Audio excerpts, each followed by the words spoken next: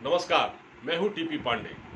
Expert मान रहे हैं कि अगस्त शुरू होते ही कोरोना की थर्ड वेव दस्तक दे देगी और हमारे यहाँ क्या हो रहा है, कांवड़ यात्रा हो न हो, कितने लोग जाएं, कितने लोग न जाएं, या इस कांवड़ यात्रा को स्थगित कर दिया जाए, रोक दिया जाए, ये अगले साल हो, फिलहाल ये न हो, क्योंकि सुप्रीम कोर्ट में उत्तर प्रदेश सरकार ने आज कहा कि कांवड़ यात्रा होगी लेकिन सांकेतिक तौर पर होगी। लेकिन सुप्रीम कोर्ट ने साफ कहा है उत्तर प्रदेश सरकार से कि वो अपने इस फैसले पर फिर से विचार करें। सुप्रीम कोर्ट ने क्या कहा मैं आपको बताता हूं। सुप्रीम कोर्ट ने कहा है कि जीने का अधिकार सबसे ऊपर है, फिर है कांवड़ यात्रा। ये सुप्रीम कोर्ट ने कहा है। असल में हुआ ये था कि उत्तराखंड सरकार ने कांवड़ यात्रा पर रोक लगा दी थी। फिर प्रधानमंत्री नरेंद्र मोदी का संबोधन हुआ अभी इस बीच, और उन्होंने कहा कि हमको थर्ड वेव को देखते हुए थोड़ा एहतियात बरतना चाहिए, क्योंकि कोरोना आता नहीं, उसे लाया जाता है। प्रधानमंत्री ने कहा कि जो लोग सैरगाहों पर जा रहे हैं, जो भीड़ उमड़ रही है पहाड़ों पर, वो कोरोना का वाहक बन सकती है, वो वहाँ से कोरोना ला सकते हैं, वहाँ कोरोना फैल सकता है, फिर हम क्या करेंगे। अच्छा, केंद्र सरकार जब ऐसा कह रही थी तो केंद्र में बीजेपी की सरकार है, एनडीए की सरकार है जिसके प्रधानमंत्री मोदी हैं। उत्तर प्रदेश में भारतीय जनता पार्टी की ही सरकार है जिसके मुख्यमंत्री योगी आदित्यनाथ है, और उत्तराखंड में भी भारतीय जनता पार्टी की सरकार है जिसके मुख्यमंत्री पुष्कर सिंह धामी हैं। तीन अलग अलग जगहों से तीन अलग अलग बातें। उत्तराखंड ने चार धाम यात्रा को भी स्थगित कर रखा है, इसके अलावा उन्होंने कांवड़ यात्रा को भी स्थगित कर रखा है, फिलहाल रोक रखा है। इसके अलावा केंद्र सरकार भी यही कह रही है, इसके पक्ष में नहीं है, और योगी आदित्यनाथ की जो सरकार है उत्तर प्रदेश में, वो चाहती है, लोगों की भावनाओं को ख्याल में रखते हुए वो चाहती है कि क्योंकि ये आस्था से जुड़ा विषय है, इसलिए वो चाहते हैं कि कांवड़ यात्रा हो, और लेकिन वो स्मॉल स्केल पर, एक सांकेतिक तौर पर हो, जिसमें उसने दलील दी है सुप्रीम कोर्ट में।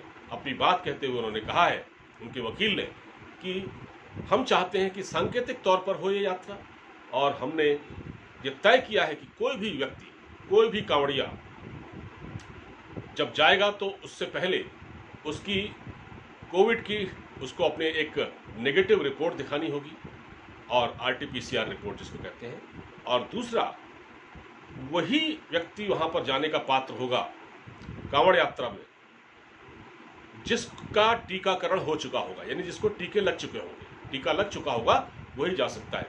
लेकिन सुप्रीम कोर्ट इससे संतुष्ट नहीं था, तो सुप्रीम कोर्ट ने कहा कि आप सोमवार तक हमें इस बात का स्पष्ट जवाब दें, क्योंकि हम नहीं चाहते कि ये यात्रा हमारे लाखों करोड़ों लोगों की जान पर भारी पड़ जाए। ये बात सुप्रीम कोर्ट की काबिले गौर है।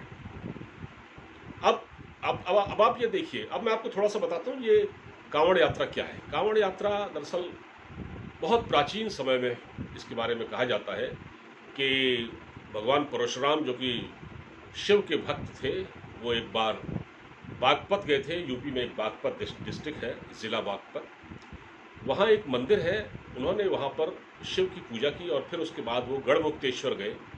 गढ़मुक्तेश्वर में जो गंगा जी हैं, वहाँ से वो अपने कांवड़ में जल भर कर लाए, और उन्होंने वहाँ मंदिर में जो बागपत में है वहाँ जलाभिषेक किया। तब से ये यात्रा शुरू होती है। तो ये कहीं ना कहीं हिंदू धर्मावलंबियों के लिए ये एक आस्था का और विश्वास का विषय है। आस्था और विश्वास अपनी जगह पर है, लेकिन अभी क्या है, कोविड की थर्ड वेव जो आने वाली है वो बहुत खतरनाक होगी।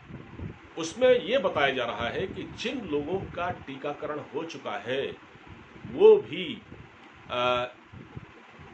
कैरियर हो सकते हैं, ठीक है, वो भी कोरोना के वाहक बन सकते हैं।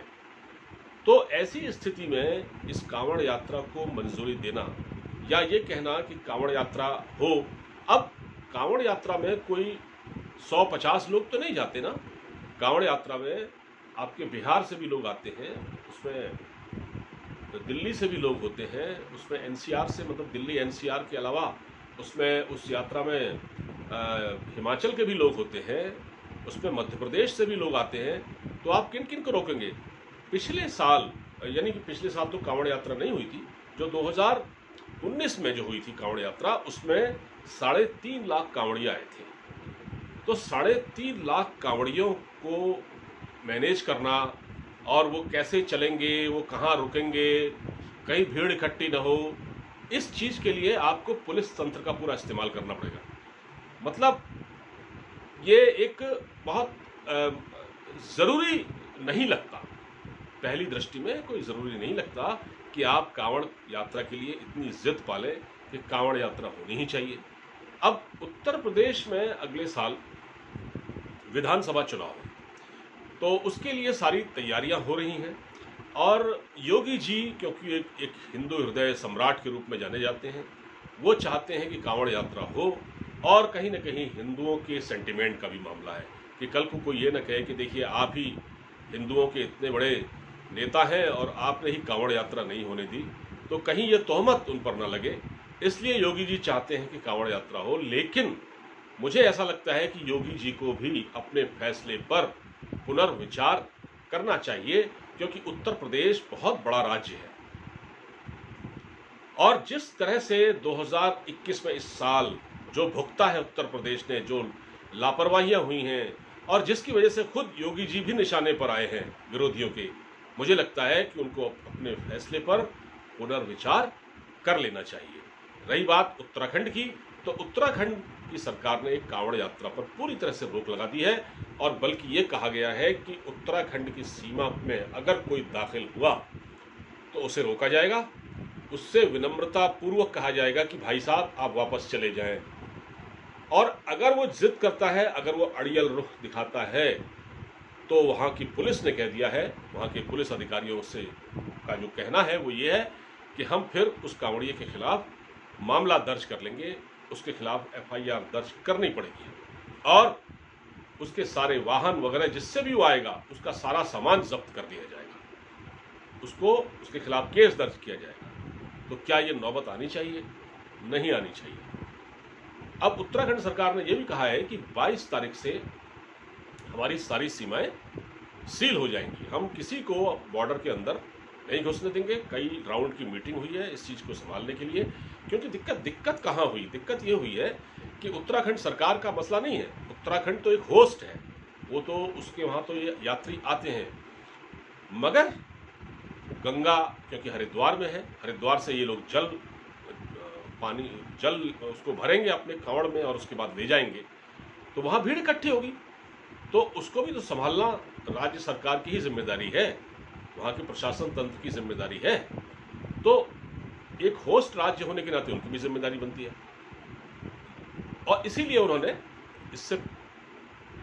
इस फैसले को बदला है। हालांकि इससे पहले उत्तराखंड सरकार भी चाहती थी कि ये यात्रा हो। और आपको मैं एक बात और बता दूं कि मामला धर्म का ही है, ये आस्था का विषय है। 4 धाम यात्रा भी अभी स्थगित चल रही है, और वो 4 धाम यात्रा जिससे कि राज्य को बहुत बड़ा राजस्व मिलता है, कमाई होती है, उससे कारोबारियों को फायदा होता है, दुकानदारों के चेहरे खिल जाते हैं जब वो यात्रा होती है। लेकिन वो यात्रा भी टली हुई है, 2020 में भी नहीं हुई और इस साल भी नहीं हो रही है।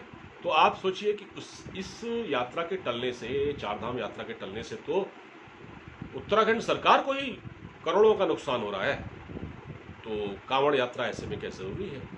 ये अपने आप में एक प्रश्न है। मुझे लगता है योगी जी को अपने फैसले पर पुनर्विचार करना पड़ेगा, और जो सुप्रीम कोर्ट ने कहा है कि हम चाहते हैं कि इस मामले में जवाब दाखिल करें, सोमवार तक अपना जवाब दें। लेकिन हाँ, मैं एक प्रश्न यहाँ पर ज़रूर उठाना चाहता हूँ। ये थोड़ा सा आपको लगेगा कि मैं थोड़ा सा इससे हट रहा हूँ, लेकिन ये प्रश्न तो वाजिब है। वाजिब इसलिए भी है कि इस पूरे मामले में सुप्रीम कोर्ट ने सुओ मोटो एक्शन लिया था, क्योंकि जब यात्रा की अनुमति दी गई थी उत्तर प्रदेश सरकार की ओर से, तो स्वतः संज्ञान लिया था सुप्रीम कोर्ट ने, हमारी सर्वोच्च अदालत ने। उसको इसलिए लेना पड़ा क्योंकि उसको लगा कि लापरवाही कहीं हो रही है, तो उसने स्वतः संज्ञान लिया। लेकिन suo motu action supreme court कई जगह नहीं लेता है। जहां उसको लेना चाहिए था। अब किसानों का इतना बड़ा आंदोलन हुआ दिल्ली में, अभी भी चल रहा है, कोई सो मोटो एक्शन नहीं है। एक अराजक तत्व जो कि झंडा लेकर लाल किले पर चढ़ गया, उसने वहां झंडा फहरा दिया, वहां भी कोई सो मोटो एक्शन नहीं था। तो क्या क्या मतलब मेरा सवाल ये है कि जब कोई कांवड़ यात्रा निकलेगी या कुछ होगा तो वही आप सो मोटो एक्शन लेंगे। सो मोटो एक्शन तो कई जगह लिया जा सकता है, तब आप खामोश रहते हैं। क्या ये अपने आप में सवाल नहीं है? तो अगर ये इतनी ज़रूरी नहीं है कांवड़ यात्रा, आपने ठीक किया, आपने सो मोटो एक्शन लिया, लेकिन क्या आपने तब लिया जब देश में अराजकता फैल रही थी? जब शाहीन बाग में आंदोलन चल रहा था तब आपने सो मोटो एक्शन लिया? नहीं लिया।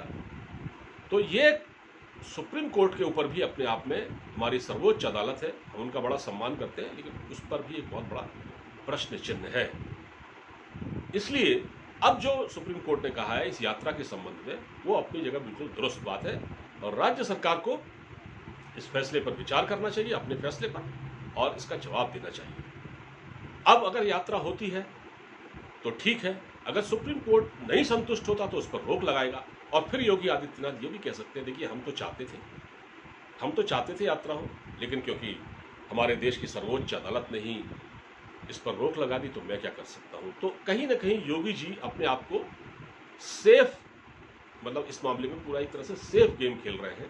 वो चाहते हैं कि इसकी तोहमत मुझ पर न लगे कि यात्रा नहीं हो पाई। अगर यात्रा होती है तो बहुत अच्छी बात है, अगर नहीं होती है तो वो कह देंगे कि सुप्रीम कोर्ट ने इस पर रोक लगा दी। इस वीडियो को ज़्यादा से ज़्यादा शेयर कीजिएगा, अपना फीडबैक दीजिएगा, अपने कमेंट दीजिएगा, और हाँ, हमारे चैनल को सब्सक्राइब ज़रूर कीजिएगा। नमस्कार।